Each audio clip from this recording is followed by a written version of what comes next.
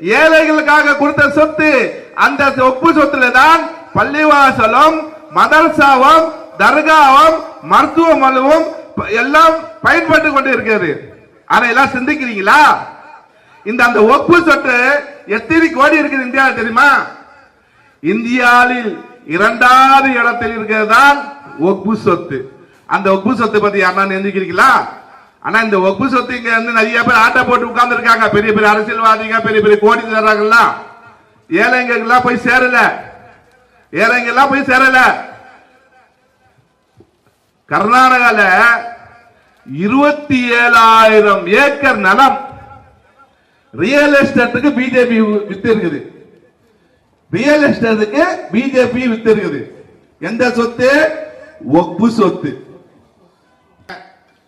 இந்தியாவில் வாழுகின்ற முஸ்லிம்கள், நாம் இந்தியாவில் வாழுகின்ற முஸ்லிம்கள், இந்தியா சுதந்திரத்துக்காக போராடின முஸ்லிம்கள், இந்தியா சுதந்திரத்துக்காக தியாகம் செய்த முஸ்லிம்கள், இந்தியா சுதந்திரத்துக்காக ரத்தம் சிந்த முஸ்லிம்கள், இந்தியா சுதந்திரத்துக்காக பொருளாதார கொடுத்த முஸ்லிம்கள், இந்தியா சுதந்திரத்துக்காக சிறை சென்ற முஸ்லிம்கள் நம்ம அனைவரும்.